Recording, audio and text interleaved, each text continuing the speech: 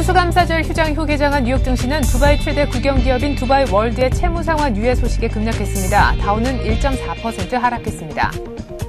7개월 만에 최대폭으로 급락했던 유럽 증시도 두바이 충격을 딛고 상승하는 저력을 보였습니다. 금융주가 반등세를 주도한 가운데 영국, 프랑스, 독일 모두 1% 정도 올랐습니다. 국제유가는 두바이발 충격으로 달러화에 대한 안전 선호 현상이 강화된 데다 뉴욕 증시가 떨어지면서 하락했습니다. 1월 인도분 WTI는 배럴당 2.4% 낮아진 76달러에 마감됐습니다. 우리 정부는 두바이 월드의 채무 상환 유예 사태가 한국 경제에 미칠 영향이 극히 제한적일 것으로 전망했습니다. 그러나 만일을 대비해 국내외 금융 외환 시장을 실시간 점검하고 오늘 관계부처 점검 회의를 열기로 했습니다. 안녕하십니까. 이슈의 마켓의 최일인입니다. 주말을 맞아 열린 뉴욕 증시 추수감사절 휴장 이후 처음으로 열렸는데요. 오후 1시까지만 열리는 반토막 증시였습니다. 두바이발 충격이 미 증시까지 몰아닥치면서 결국 주 3대 지수가 모두 급락 마감하는 모습을 보였는데요. 다우는 1.5% 정도 밀리면서 1309로 끝이 났습니다. 금융주, 상품주가 모두 약세로 마감이 되는 그런 모습을 보였었는데 이 전에 있었던 리먼 브로더스 사태와는 다르다라는 분석이 나오면서 장 후반에 그나마 낙폭은 축소되는 모습이었습니다. 보다 자세한 글로벌 증시 전문가와 함께 분석해 보기로 하겠습니다. 교보증권 상암지점에서 김현석 대리 나오셨습니다. 안녕하세요. 안녕하십니까. 네, 두바이발 악재 뉴욕 증시 휴장 이후에도 몰아닥쳤던 것 같아요. 네, 그렇습니다. 지난 미국 다우지수는 1.48% 하락한 1309포인트로 마감하였으며 S&P 500 지수는 1.7% 하락한 2138포인트, 나스닥 지수 역시 1.7% 하락한 1091포인트로 장을 마감했는데요. 개장 초부터 금융주들이 시장의 하락을 주도하였습니다. 3대 지수 모두 2%의 하락대를 보였습니다. 두바이 채권 회수 불능 우려감과 함께 정확한 채권 규모가 파악되지 않으면서 금융주들이 주요 지수의 하락폭을 주도하였는데요. 하지만 장 후반 두바이 채권 관련 대부분이 유럽계 은행에 집중됐다는 소식이 전해지면서 낙폭을 줄이는 모습을 보였습니다. 금융업종이 2.7% 하락하였으며 안전자산 선호 현상으로 인하여 주요 원자재 업종들이 하락을 주도하였습니다. 하지만 미국 시장은 추수감사절로 인하여 두바이 사태를 맞이하였기 때문에 그것까지 감안한다면 오히려 낙폭이 그리 크지 않았다는 판단입니다. 네, 그래요. 두바이 쇼크라는 변수가 등장을 하면서 미 증시가 또 큰 폭의 조정을 보였습니다. 사실은 이날 금요일은 블랙 프라이데이로 사실상 두바이 쇼크가 없었더라면 이 블랙 프라이데이에 대한 이슈가 크게 부각이 됐을 법했는데요. 사실 두바이발 악재 때문에 조금 조용했던 편이긴 합니다. 일단 결과가 나왔는데 매출이 전년 대비 0.5% 증가했다고요? 네, 그렇습니다. 미국 소비자들이 블랙 프라이데이에 지갑을 열었다라고 표현을 할 수 있는데요. 작년보다 판매량이 약 0.5% 증가한 것으로 집계되었습니다. 블랙 프라이데이 판매가 106.6천만 달러로 작년보다 0.5% 증가했는데, 동부 지역이 약 한 4.9% 감소한 것을 제외하면은 전반적으로 전체적인 소비가 늘었다고 볼 수 있겠습니다. 이는 소비의 증가로 인한 경기 회복의 긍정적인 신호 및 미국 사회 전반적으로 널려있는 경기에 대한 부정적인 심리를 상당하게 줄여줄 것으로 예상하고 있습니다. 네, 일단은 할인 혜택이 일단 지갑을 조금 열었다라는 분석이 있는 것 같습니다. 전년 대비 0.5% 증가하긴 했습니다만은 소비자가 대폭, 큰 폭으로 할인해주는 제품에만 관심이 있었지 백화점 등에서 판매가 되는 고가 제품에 대한 관심은 적었던 것으로 분석돼서 일단 긍정적인 전망들이 많지만 부정적인 분석을 하는 곳도 있어 보이는 것 같습니다. 자, 한편 1.5% 큰 폭으로 하락한 뉴욕 증시와는 달리 유럽 증시는 사실상 이번 두바이발 어떤 진원지라고 할 수 있는 곳인데 반등에 성공을 했더라고요. 네, 그렇습니다. 의외로 지난 유럽 시장이 상승세로 마감을 하였습니다. 영국 같은 경우는 0.99% 마감한 5,245포인트, 프랑스 같은 경우는 1.1% 상승한 3,721포인트, 그리고 독일은 1.2% 상승한 5,685포인트로 전부 다 상승 마감을 하였는데요. 네. 유럽 시장은 두바이의 충격을 극복하고 상당히 강한 모습을 보였는데 개장 초반에는 약세로 시작을 하였습니다. 하지만 두바이 월드를 아부다비가 지원할 가능성이 있다는 기대감과 함께 작년 리먼 사태와는 또 다른 구조일 것이다라는 안정적인 심리가 부각이 되면서 상승 마감을 하였습니다. 두바이 채권이 가장 많은 것으로 알려진 영국의 RBS 은행이 5.2%, 그리고 바클레이즈 은행이 2.3% 상승하면서 금융주가 시장의 상승을 주도하였습니다. 하지만 전날 그 폭락 부분이 50% 이하의 반등이기 때문에 아직 반등에 성공하였다고 보기에는 좀 이른 감이 없지 않나 하는 생각입니다.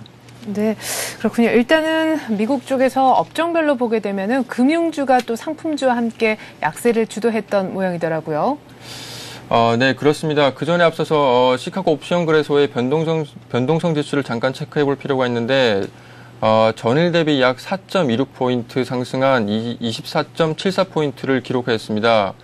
이는 비율로 보면은 20% 이상의 급증을 보였기 때문에 지금 공포지수가 상당하게 증가했다는 것으로 보시면 될 것 같고요. 네. 주요 그 시티그룹 등 주요 은행주들이 시장의 하락을 주도하였습니다. 시티그룹 같은 경우는 3.12% 하락하였고요. 뱅크 오브 아메리카라든지 JP 모건 체이스 같은 경우도 2에서 3%대의 하락을 주도했습니다. 또한 원자재 가격이 하락을 하면서 상품 관련주들이 전반적으로 하락하였고요. 마이크로소프트라든지 휴렛패커드 같은 그 기술주 역시 2%의 하락폭을 보였습니다. 네, 일단은 뉴욕 증시가 1.5% 급락한 것이 두바이발 악재 때문이다라고 분석이 되고 있는데 상황이 이렇다 보니까 지금 안전자산 선호 현상에 대한 그런 강도가 더 세지는 것 같습니다. 달러화가 강세 쪽으로 반등세를 이어갔고 때문에 유가 쪽, 상품주 쪽은 급락세를 보였는데 금값도 결국은 하락했다죠? 네, 그렇습니다. 상승세를 이어갔던 금값도 하락세를 보였는데요. 상품 시장 역시 전반적으로 하락 마감하였습니다. 개장 초에는 상당한 급락폭을 보였는데 유가는 7%, 금 가격은 5.6% 가까이 내려가는 등 작년 서브프라임의 악몽을 재현하는 분위기였습니다. 하지만 유럽 증시와 마찬가지로 두바이 사태는 일시적인 제로일 것이라는 시각이 형성되면서 낙폭을 줄이는 모습을 보였습니다. 석유 같은 경우는 2.45% 하락 마감하였으며 금 가격 같은 경우는 마이너스 1.1%로 마감을 하였습니다. 달러는 두바이 사태로 인한 안전자산 선호 현상이 형성이 되면서 과매도권 진입 구간이라는 그런 심리가 동시에 형성이 되면서 강세를 보였지만 아직까지 추세 전환은 아닌 것 같습니다. 네, 두바이발 악재가 일시적인 재료일 수 있다라는 것 때문에 상품주도 급락을 조금은 만회를 하면서 끝이 났고 뉴욕 증시 역시나 마찬가지였습니다. 장 후반에 그나마 조금 소폭 반등한 것이 다우의 1.5% 마이너스 마감을 결과로 내놓았는데요. 그래서 일단 유럽만 놓고 보면은 참 의미가 있다라는 생각도 듭니다. 3% 급락했다가 한 1%대로 다 반등에 성공하지 않았습니까? 아직 한 반 정도만 지금 반등을 한 셈인데 앞으로 두바이 사태가 어떻게 전개될 것인지 이것이 이번 주 유럽 증시 또 미국 증시 우리장까지도 크게 영향을 미칠 것 같습니다. 지금 긍정적인 시각 말씀하신 일회성 재료라는 그리고 부정적인 시각 제2의 어떤 금융위기가 될 수 있다라는 굉장히 지금 팽팽하게 대립하고 있는 그런 국면이잖아요. 네, 그렇습니다. 이번 두바이 사태를 보고 두 가지 시각으로 구분을 해서 정리를 하면 될 것 같습니다. 첫 번째는 긍정적인 시각으로 접근하는 논리인데요. 제한적이다고 하더라도 그 아부다비에 어느 정도의 지원이 있을 것이며 두바이 월드에 대한 대출금을 가진 유럽계의 주요 은행들이 이미 충당금을 쌓았으며 지난 금융위기 이후에 자본금을 확충하였기 때문에 어느 정도의 신용 위험을 감수할 수 있다라는 논리입니다. 하지만 이번 두바이 사태가 제2의 세계 금융위기를 촉진하는 시발점이 될 것이라는 부정적인 시각이 상당히 강하게 있는데요. 이번 두바이 사태로 인한 심리적 불안으로 각종 시장의 그 자금들이 안전자산으로 유출될 경우 주요 상품 시장과 파생 시장이 하락을 주도할 수 있습니다. 지난 리먼 사태 역시 초기에는 크게 영향을 없었으나 향후에 꼬리에 꼬리를 무는 그 꼬리 현상으로 인해 가지고 경제적인 충격이 상당히 컸던 것을 감안한다면 두바이 사태 역시 무시할 수 없을 것 같습니다. 또한 그 신흥 국가들의 그 신용 디폴트 스왑 그 CDS 스프레드 역시 향후에 증가한다면은 이것 역시 그 세계 증시의 하락 요인으로 작용할 것으로 보입니다. 네. 자, 이렇게 해서 이제 긍정적인 시각도 한번 들어봤었고, 부정적인 시각에 대한 얘기도 한번 들어봤습니다. 부정적인 시각에 대한 어떤 CDS 프리미엄 쪽, CDS 스프레드가 더 벌어질 수 있다라는 부분, 그리고 역시나 제2의 금융위기처럼 이번 사태가 더 확산될 수 있다라는 시각, 지금 두바이 사태에 대해서는 두 가지 시각이 있는 것 같습니다. 자, 그렇다면 현실적으로 가장 지금 저희 방송 보시는 시청자분들이 궁금한 것은 이럴 때 어떻게 대처해야 하는가라는 문제 아니겠습니까? 네, 그렇습니다. 유럽계 그 은행들이 이번 두바이 관련 대출 비중이 높은 것은 사실이나 지난 금융위기 당시에 유럽 은행들이 가지고 있던 위험 노출 수준, 즉 익스포즈에 비하면 상당히 낮은 수준으로 판단이 됩니다. 이번 두바이 사태로 인한 익스포즈가 약 800억 달러로 집계가 되고 있는데 작년 그 신흥국가들의 국가 부채 규모인 1억 8천만 달러를 감안한다면 약 5% 수준에 비하지 않습니다. 그렇기 때문에 그 신용 노출 수준은 상당히 적은 부분인데요. 하지만 그 개인 투자자분들이 명심해야 될 것은 두 가지로 정리를 할 수 있을 것 같습니다. 하나는 그 시장에 대한 막연한 그 상승 기대감입니다. 현재는 하락 위험에 대비하는 자세로 시장에 참여를 하여야지 지난 그 9월 고점이었던 1723포인트를 다시금 그 재돌파하는 상승 랠리가 올 것이다라는 막연한 상승 기대감을 가지는 것은 상당히 위험하다고 생각이 듭니다. 두 번째는 그 경제 시나리오를 개인 투자자들이 예측하는 그런 의미 없는 예측인데요. 현재 예를 들어서 그 아부다비가 어느 정도의 규모의 지원을 할 것이다라는 그런 분석은 실질적으로 주식 투자에서 의미가 없다라는 것입니다. 예. 그때그때 따라서 뉴스와 시장과 그런 그 경제 발표에 그 집중을 해서 각각의 전략을 세우는 것이 중요한데요. 그래서 제가 제시하는 전략은 지난 그 금요일에 한국 시장이 4.69%의 폭락하는 장세를 보였기 때문에 단기 반등의 그 시장세를 형성하는 모습은 나올 수 있습니다. 하지만 이것은 말 그대로 단기 반등의 모습으로 시장에 대응하셔야지 예. 이것을 그 다시 상승하는 랠리에 집중하여 가지고 그 매수세를 강화한다든지 하는 그런 투기적인 모습을 보였다가는 향후에 그 위험에 대비하지 못하는 그런 상황에 그 대처할 수 있기 때문에 당분간은 시장의 하락 추세 염두를 두고 시장에 참여하는 것이 좋을 것으로 보입니다. 예, 일단은 뭐 두바이 쇼크가 어떤 식으로 진행이 될지 지금 아부다비 쪽에서 어젯밤에 보니까 선별적으로 지원하겠다는 뉴스가 나오긴 했는데 그 선별적인 지원이 언제 누구를 대상으로 해서 어떤 식으로 이루어질는지 일단 뉴스에 그때그때 대응하는 발빠른 자세가 필요하되 반등을 어떤 계속해서 상승 추세로 읽혀지기보다는 보수적인 전략으로 현금화하는 쪽으로 대응을 얘기를 하셨습니다. 자, 이렇게 해서 두바이 사태에 관한 우리 개인 투자자분들의 전략까지 얘기를 한번 해봤습니다. 말씀하셨던 것처럼 아직까지 두바이 문제가 일단락이 된 것이 아니잖아요. 다음 주, 그러니까 이번 주에도 계속해서 두바이 문제에 대한 어떤 2차, 3차 어떤 정부 대책들도 나오게 될 것 같은데 그 밖에 주요한 경제 지표도 역시나 발표가 예정이 되겠네요. 네, 그렇습니다. 이번 주에 발표되는 그 뉴욕 증시 일정을 간단히 살펴보면은 일단 그 11월 30일에 발표되는 시카고 구매자 관리 지수를 시작하여 12월 2일에는 그 민간 고용 지수가 발표되고요. 12월 3일과 4일에는 주요 그 서비스업 지수가 발표됩니다. 중요하게 체크할 만한 지표로는 그 실업률 지수가 있습니다. 이번 그 실업률 지수 발표로는 약 10.2%대의 그 10% 하락으로 증가로 그칠 전망인데요. 실업률이 다소 감소하는 추세라는 점에 있어서는 일단 긍정적인 것으로 볼 수 있습니다. 그 이외에 잠정 주택 판매 지수와 각종 서비스업 지수 역시 꾸준하게 체크해야 될 것으로 보입니다. 네.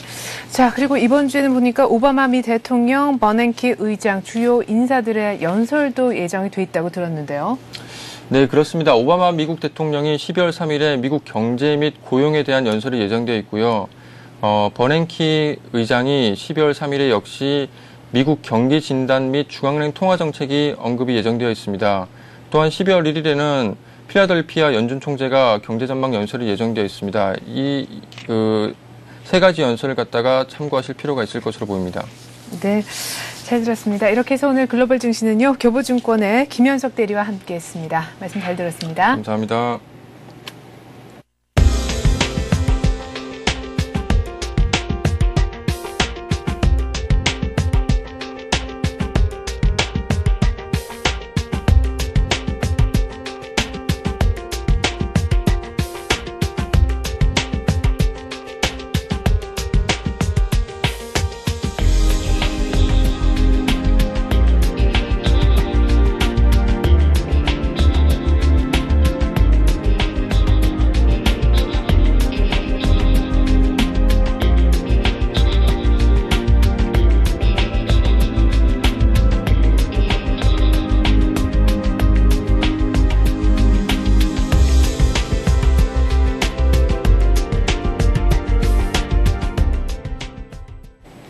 네, 두바이발 충격으로 뉴욕 증시가 급락 마감한 가운데 오늘 우리 증시는 또 어떤 흐름을 보일지 전망 들어보는 시간 갖겠습니다.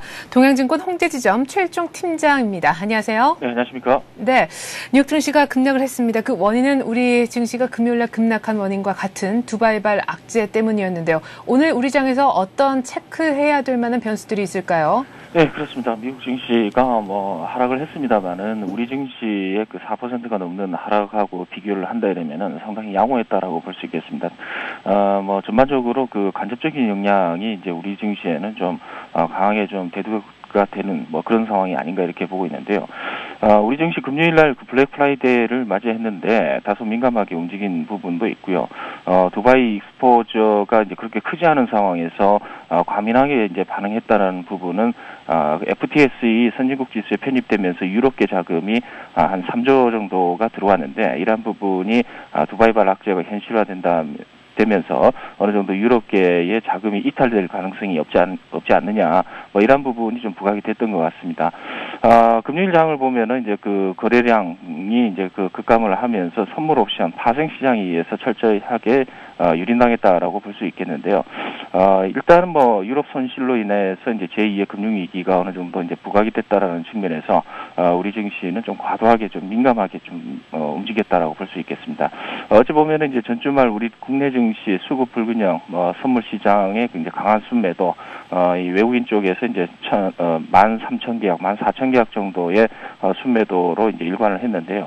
이런 부분을 생각한다 이러면은 이제 오늘도 마찬가지로 기술적인 그러한 파생 시장의 움직임에 휘둘리는 장세가 나타날 가능성이 있겠습니다. 다음은 이제 그 미국 증시가 그렇게 민감하게 그 큰 폭으로 하락을 안 했다라는 부분에 있어서 어느 정도 그 금요일 날 떨어졌던 부분을 또 만회하면서 반등에 성공하는 그러한 흐름도 좀 예상해 볼 수 있을 것 같습니다만은 일단 아직까지는 이제 유럽계와 이제 그다음에 두바이의 문제 이런 부분이 해결이 안 되고 있는 그런 상황이기 때문에 좀 더 지켜볼 필요가 있을 것 같고요. 장중에 보게 되면 이제 나스닥 선물 방향성 상당히 중요할 것 같습니다. 그래서 미국 증시가 추가적으로 하락할지를 이제 나타내는 거기 때문에 나스닥 선물 어느 쪽으로 이제 방향성이 나타날지 상당히 중요하겠다라는 거고요. 그리고 아시아 시장 흐름인데요. 이제 중국하고 일본 쪽인데 특히 일본 같은 경우는 엔고가 이제 그 역대 최고로 이제 나오고 있습니다. 그래서 그런 부분과 이제 두바이 문제 이러한 부분이 같이 얽혀 있기 때문에 상당히 좀 일본 증시와의 그 심리적인 동조화 이러한 현상이 나타날 가능성이 있겠다는 생각입니다. 그래서 중국과 일본의 흐름을 추적한다 이러면은 오늘 국내 흐름 판단할 수 있을 것으로 이렇게 보고 있습니다. 네, 외국인이 13,000계약 이상이나 팔았기 때문에 또 환매수가 들어올 가능성도 있다 하는 분석도 있던데 어쨌거나 지금 121선이 무너지지 않았습니까? 혹시나 오늘 1,500포인트가 무너질 가능성도 있는 건가요? 만약에 1,500포인트가 무너지게 된다 이러면은 이제 저점 매수가 상당히 좀 탄력 있게 유입될 가능성이 있을 것 같습니다. 121선이라는 거는 이제 어디까지나 경기선이고요. 우리나라 경기 자체는 계속해서 상승 쪽으로 지금 보이고 있습니다. 그리고 수출이 좀 과도한 부분 비중이 좀 있는 건 좀 문제인 걸로 나오고 있습니다만은 대중국이라든가 미국 쪽, 그다음에 소비 쪽 이런 쪽을 살펴봤을 때 기저효과에 의한 이제 바닥권의 이제 탈출 현상 이러한 부분이기 때문에 121선에 대한 어느 정도 다시 그 회복 가능성은 충분히 있다라고 볼 수 있겠습니다. 그래서 1,500선이 하회한다 이러면 어느 정도 이제 저점 매수로 가담할 가능성이 크다라고 볼 수 있겠습니다. 네, 1,500포인트 이하로 내려가면 오히려 퍼 같은 경우에 10배 이하로 나타날 테니까 저평가 메리트는 더 커질 수도 있겠네요. 자, 그렇다면 저점 매수 어떤 식으로 해보면 좋을지 오늘 투자 전략과 함께 좀 세워주시죠. 네, 그렇습니다. 금요일 과도하게 낙폭이 컸다라고 이제 보고 있습니다. 그래서 이 낙폭이 과했던 종목들에 대해서는 이제 전략적인 분할 매수 전략으로 접근하는 게 좋겠다라는 생각인데요. 그동안에 이제 유야무야, 언더슈팅 없이 이제 121선 지지를 기대를 했었는데, 어디까지나 121선을 한 번에 이렇게 하회 시기는 이제 대규모 악재가 이제 돌출이 됐습니다. 이러한 부분 때문에 그동안 못 올랐다라고 판단을 하고 있는데요. 이런 부분이 이제 그 과거에도 제가 말씀을 드렸습니다만 언더슈팅이 한번 나타난 이후에 어느 정도 회복하는 국면, 이러한 국면이 어느 정도 현실적으로 맞겠다라는 생각입니다. 따라서 오늘 접근 전략은 오늘부터 4일 연속으로 분할 매수하는 전략으로 말씀을 드리겠고요. 그렇게 두바이발 그 악재 두려워할 필요는 없겠다라고 말씀을 드리면서 적극적으로 접근하시는 게 좋겠다라고 말씀을 드리겠습니다. 봄은 멀지 않았다라는 말씀이시죠. 그러한 부분을 따져보면은 항상 악재의 부분은 하나의 기회로서 작용할 가능성이 크다라고 보고 접근하시기 바랍니다. 네, 자 그렇다면 직간접적으로 가장 직격탄을 맞았던 파트인 금융주 그리고 건설주에 대한 대응은 어떤 식으로 하면 좋을까요? 일단 금융주 같은 경우는 일단 익스포저 자체가 간접적으로는 좀 있을 걸로 이렇게 보고 있습니다. 그래서 크게 그 건설주 같은 경우도 마찬가지입니다만 금융주 같은 경우는 유럽계 금융주들이 급락을 했고요. 그다음에 이제 미국 쪽도 마찬가지로 금융주 위주의 그 하락 이러한 부분이 이제 불가피했기 때문에 우리 시장 단숨에 이러한 부분이 해소가 되면서 금융주들 반등에 적극적으로 성공할 거다라고 이제 볼 수는 없을 것 같습니다. 일정 수준까지는 이 바닥권을 탐색한 이후에 재차 올라오는 형상이 좀 될 것 같고요. 따라서 시간 조정이 좀 필요할 것 같고 가격 조정도 마찬가지로 일정 수준까지는 좀 필요할 가능성이 좀 있을 걸로 이렇게 보고 있습니다. 거기다가 건설주는 이제 삼성 건설, 특히 이제 삼성물산을 제외한 나머지 건설사 같은 경우는 그렇게 크게 익스포저 되는 부분은 없습니다만은 심리적인 부분이 좀 강한 부분이기 때문에 그런 부분 생각해 봤을 때 다른 건설사들 추가적으로 하락을 했을 때 매수 전략은 유효하되 핵심 종목들, 익스포저가 된 종목들은 어느 정도 지켜볼 필요가 있을 걸로 이렇게 보고 있습니다. 네, 두바이발 익스포저가 낮은 건설 대형주들 그리고 은행주들에 대한 어떤 전략은 당분간 약간의 어떤 바닥 다지기 시간이 있을 것으로 보인다라는 얘기까지 들어봤습니다. 자, 앞서서 낙폭과대 종목에 대한 매수를 말씀하셨는데 구체적으로 어떤 종목을 좀 하나 찝어서 말씀해 주시면 좋을까요? 네, 그렇습니다. 일단 이 종목이 아니더라도 다른 종목들도 이제 상승 탄력이 이제 있는 그런 상황이 됐다라고 볼 수 있겠는데요. 일단 현대차를 가지고 왔습니다. 현대차 부분에 있어서는 기술적 분석이라든가 실적 이런 부분이 상당히 좀 부각이 될 것 같은데요. 중국의 위안화 절상 관련해서 이제 수혜주가 될 것이고요. 그런 부분에 있어서 이 중국의 내수 이러한 부분을 이제 진작시키는 정책적인 부분이 이제 부각이 될 것 같습니다. 그래서 미국 시장보다는 이제 중국 시장이 상당히 우리 입장에서는 커지는 그런 상황이 되지 않을까 이렇게 보고 있습니다. 그래서 현대차가 지금 현재의 주가 수준이면은 일정 수준 접근을 해도 되지 않느냐 이렇게 판단해 볼 수 있을 것 같습니다. 그래서 차트를 보시게 되면은요. 일단 흘러내렸습니다. 그래서 5일선 이하로 지금 내려 누르고 있는 그런 상황이고 금요일 날 94,600원 종가로 이제 마감을 했습니다. 거래량은 그렇게 실리는 그러한 상황은 아닙니다만은 오늘 만약에 양봉 형성하면서 시초가가 이제 낮게 시작한다고 하더라도 양봉 형성이 된다라고 하면은 상당히 좀 중요한 분기점 형상이 좀 나타날 가능성이 있겠습니다. 그래서 94,000원 정도 수준에서는 이제 매직 구간으로 이제 보겠습니다. 그래서 목표가는 12만 원 정도 선까지 보죠. 그리고 손절가는 이제 9만 원 선이 이제 하회하게 되면은 종합지수 자체가 안 된다라는 거기 때문에 일단 현금화 하시는 것이 좋지 않느냐라고 보고 접근 전략을 한번 말씀을 드리겠습니다. 네, 잘 들었습니다. 동행증권 홍대지점의 최일종 팀장이었습니다. 고맙습니다. 네, 감사합니다.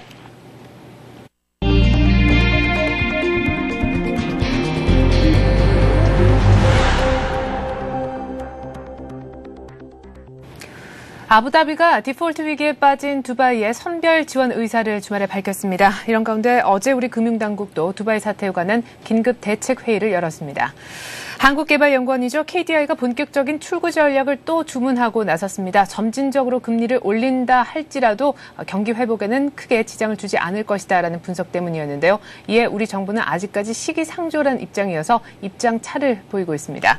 정부가 우수한 제조업을 기초로 특화된 금융센터 육성을 생각하고 있습니다. 또 금융산업 선진화를 책임질 조직을 기획재정부 산하에 두는 것을 검토하고 있습니다. 삼성전자와 하이닉스 반도체가 올 4, 4분기부터 내년도까지 총 10조 원에 달하는 시설 투자, 설비 투자를 집행한다고 밝혔습니다. 40나노급 제품 생산 비중을 크게 늘려서 60%라는 시장 점유율, 꿈의 기록에 도전할 생각을 하고 있습니다. 네, 같은 내용 바탕으로 해서 오늘 뉴스 따라잡기 시간은요. 서울경제신문 이종배 기자와 함께하겠습니다. 안녕하세요. 네, 안녕하십니까. 네, 먼저 두바이 사태 얘기를 좀 해보죠. 네. 아부다비가 이제 지원 의사를 밝혔는데 선별적으로 지원하겠다라고 얘기를 했어요. 그렇습니다. 아부다비 하면은 두바이와 함께 아랍에미리트 연합의 주축을 이루고 있는 국가인데요. 아부다비가 모라토리엄을 선언한 두바이 월드 사태 해결을 위해서 그 선별적으로 지원에 나설 계획이다 이런 보도가 있었거든요. 네. 지금 로이터 통신의 보도였는데 거의 기정사실로 받아들이고 있는데요. 사실 그 아부다비는 그 글로벌 금융위기 이후 그 두바이의 든든한 후원자 역할을 해오고 있는데요. 지난 2월에는 100억 달러의 국채를 매입하기도 했습니다. 문제는 그 아부다비가 예전처럼 그 무작정 지원이 아닌 그 선별적 지원에 나선 입장이기 때문에 그 언제 누구를 어떻게 네. 그 지원하냐가 이제 초미의 관심사로 부상하고 있는데요. 일단은 그 선별적 지원이라는 자체가 누구는 살아남고 누구는 죽는 그런 결과지 않습니까? 네. 그래서 시장에 관심을 모으고 있고요. 일단 두바이는 오늘이죠. 그 30일 그 공식 성명서를 통해서요. 그 이번 사태에 대한 입장을 밝힐 것으로 전해지고 있습니다. 네, 뭐 나름대로 중앙은행에서 유동성 쪽을 좀 조절하겠다라는 내용도 오늘 아침에 좀 나온 모양이던데 네. 조금 더 구체적인 것은 좀 더 기다려 보면 더 알 수 있을 것 같습니다. 일단 뭐 두바이 사태가 제2 금융 위기로 더 번지는 것 아닌가라는 우려가 있는 가운데 주말에 또 우리 금융당국에서도 긴급 대책 회의를 열었습니다. 하지만 영향은 제한적일 것이다라는 얘기가 나왔다고요. 네, 그렇습니다. 그 어제 일요일이었거든요. 일요일 날 긴급하게 이제 그 금융위원회 부위원장 주재로 그 긴급 대책회의가 열렸는데요. 네. 일단 그 정부는 그 두바이발 쇼크가 그 국내 시장에 그 직접적인 영향을 미치지 않는다 이렇게 판단을 했습니다. 그 이유로 여러 가지 이유를 들었는데 우선 그 두바이에 몰린 자금이 그리 많지 않다는 점이 키포인트인데요. 네. 그 세부적으로 보면 건설회사든 국내 기업이 그 두바이에 투자한 규모가 한 3,170만 달러로 집계됐거든요. 이는 그 전체 해외 투자의 0.17%로 극히 미미한 수준이고요. 사실 지난해 12월부터 건설업체 철수들이 이루어졌기 때문에 그 실제는 더 낮은 것으로 알려지고 있거든요. 또 아울러 그 은행 등 금융기관이 중동에서 차입한 자금도 그 4억 달러로 그 전체 차입금의 한 0.3%에 불과하다는 설명인데요. 정부도 큰 영향은 일단 없을 것 같고요. 직접적으로는요. 네. 그 전문가들도 일단 두바이 쇼크가 우리 국내 금융시장에 그 직접적인 미치는 영향은 제한적일 것으로 보고 있습니다. 네, 두바이 투자 규모 자체도 전체 해외 투자에 굉장히 미미한 부분을 차지하고 있고 또 은행 부분만 따져봐도 그렇고 그렇죠. 일단 뭐 두바이발 쇼크가 국내 시장에 그렇게 제한적인 영향을 미친다면은 잘 좀 이번 사태를 넘어갈 수도 있겠군요. 예, 그렇습니다. 근데 문제는 이제 직접적인 영향은 제한적인데요. 그 사실 이제 간접 후폭풍이 좀 더 두려운데요. 아마도 그 간접적 영향의 핵심은 그 달러 엔화 등의 그 가치가 상승하면서요. 그 달러 캐리 트레이드가 재현될 수 있지 않을까 그런 영향 같은데요. 우선 현재 그 두바이발 쇼크로 인해서 그 전 세계 자금이 그 달러 엔을 그 안정자산으로 간주하고 있지 않습니까? 예. 이렇다 보니까 글로벌 자금이 달러 엔에 몰리면서 그 달러와 엔의 가치가 지금보다 상승할 가능성이 높고요. 결국 그 달러 엔의 가치가 상승한다 그러면은 그 국내에 와 있던 그 달러 캐리드 자금이 일시에 빠져나갈 수 있는 상황도 되거든요. 예. 현재 그 달러 약세로 인해서 그 국내 캐리 트레이드 자금이 많이 들어와 있는데요. 이 점이 제일 또 우려되는 부분입니다. 네. 또 만약에 그 달러가 약세에서 강세로 전환될 경우에는 미국 경기 회복도 늦춰지기 때문에 그 우리 국내 경제에도 그 부정적인 영향을 미칠 수밖에 없는데요. 네. 아마도 그 두바이 사태를 지켜보는 키포인트 같은 경우는 모두 직접적인 영향보다는요. 그 달러 엔 이게 안정자산이죠. 네. 안정자산이 앞으로 어떻게 그 강세로 갈지 아니면 약세로 갈지 이런 것들이 키포인트가 될 것 같습니다. 네, 그렇군요. 어떤 직접적인 영향이 제한적이라 할지라도 간접적인 영향 부분, 그러니까 달러와 엔화의 추이가 더 중요하다라는 말씀까지 한번 들어봤습니다. 뭐 외국인들 수급에도 분명 이런 부분이 영향을 줄 것 같네요.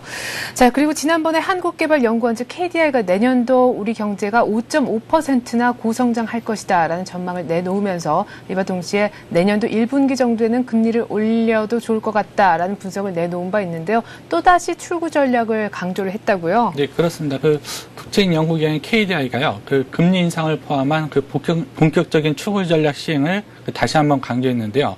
KDI가 29일 그 토론회를 열었거든요. 그 토론회 자리에서 밝혔습니다. 그 내용을 보면은 그 실물 지표에서 전반적인 경기 회복세가 나타나고 있다. 예. 이런 만큼 그 확장적 정책 기조의 부작용에 대한 대응으로 금리 인상이 필요하다 이렇게 언급을 했는데요.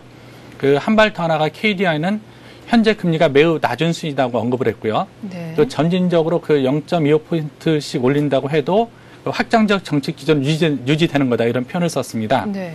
오히려 그 이 같은 상황에서 그 금리 인상은 소비와 투자 회복에 기여할 거라는 그 전망도 내놓기도 했는데요. 네. 이 같은 인식을 토대로 위기 위의 정책 방향도 내놨습니다.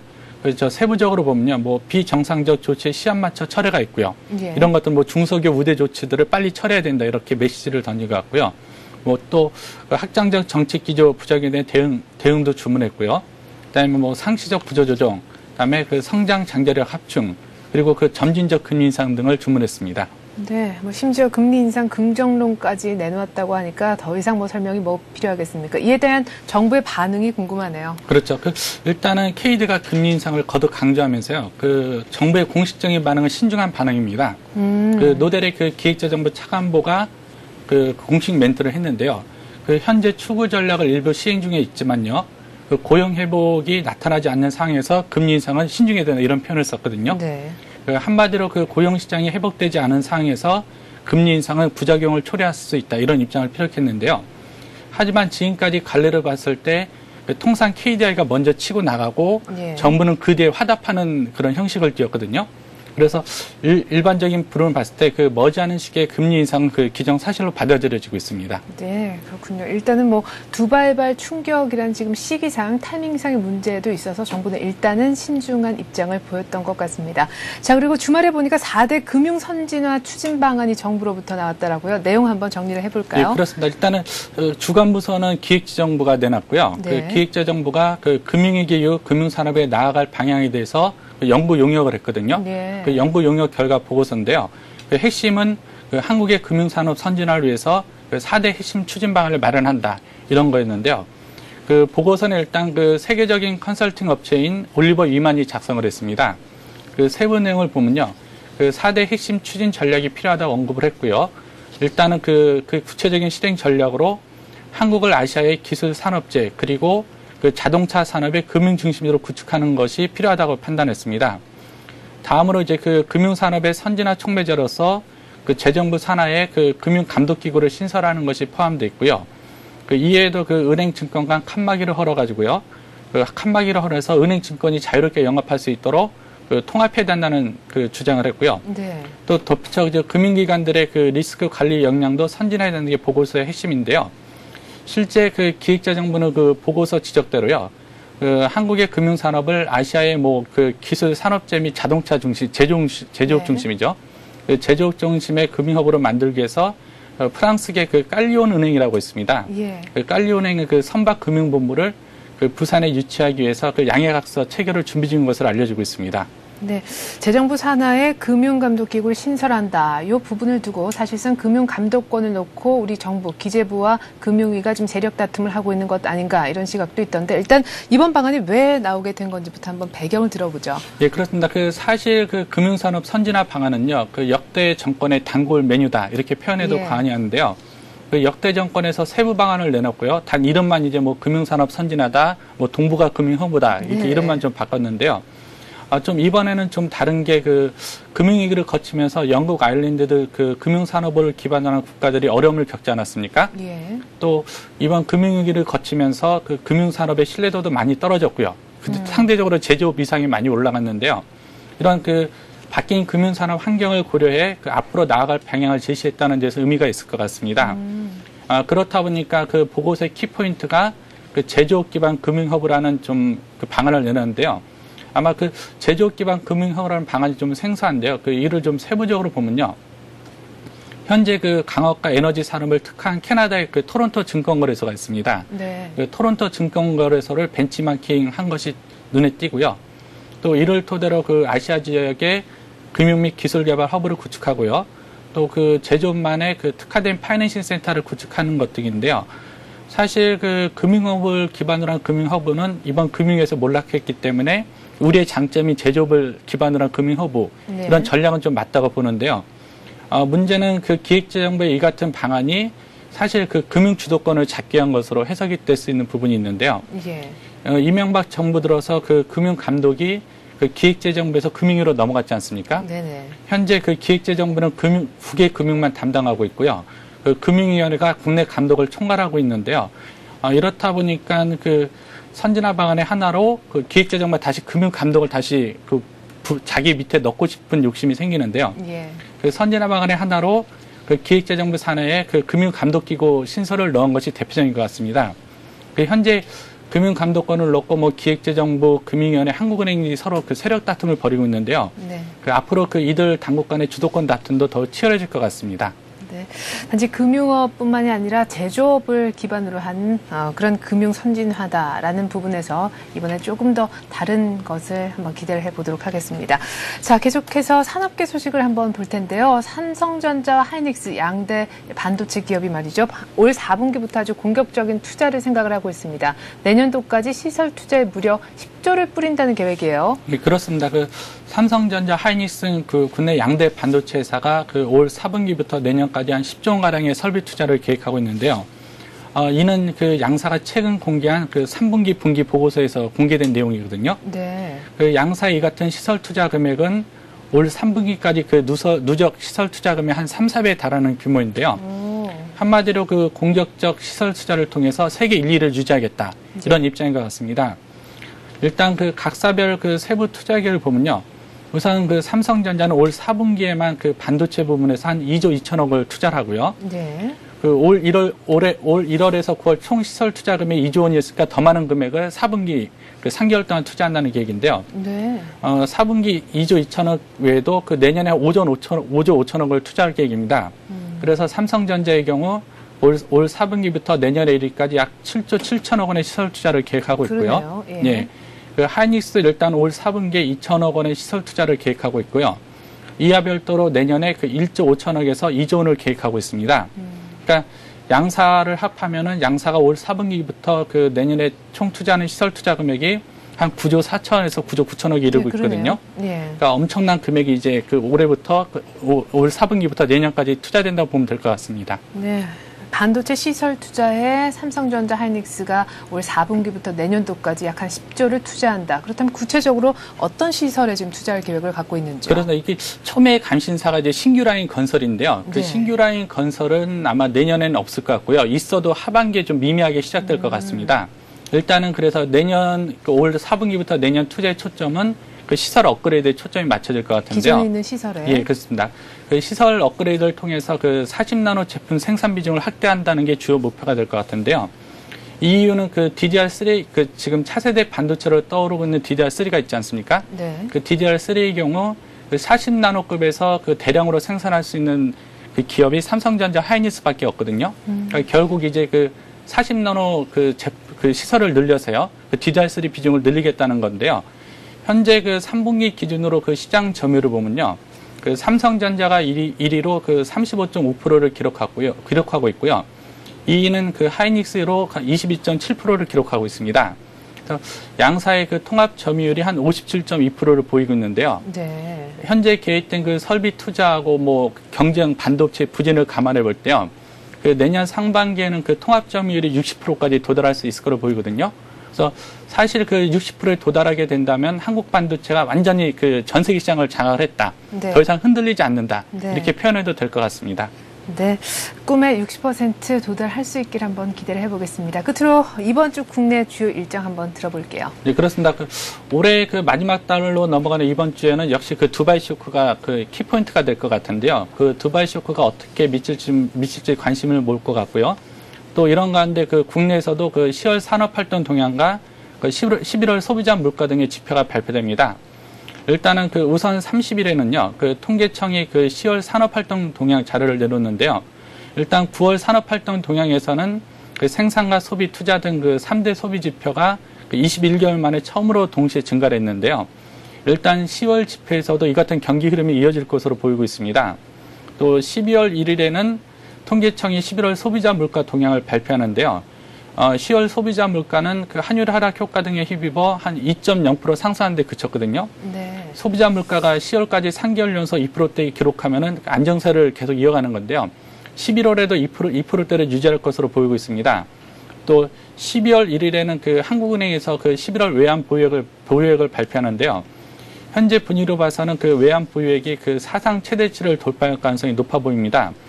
10월 외환 보유액은 그 전달에 비해서 99억 달러가 늘어난 한 2,642억 달러를 기록했는데요. 11월엔 다시 한번 그 이 사상 최고치를 경신할 것 같고요. 네. 관심을 끄는 게 공정위의 12월 공정위 발표인데요. 공정위는 이제 12월 2일 전체를 열고 지금 논란이 되고 있는 LP적의 담합이 있지 않습니까? 네. 6개 LPG 업계 그 가격 담합 혐의에 대한 그 제재 수위를 결정합니다.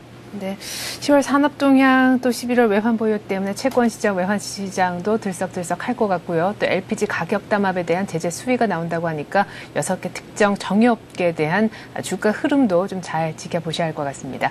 이렇게 해서 오늘 뉴스 따라잡기 시간은 서울경제신문 이종배 기자와 함께했습니다. 이 기자 수고 많았습니다. 네, 감사합니다.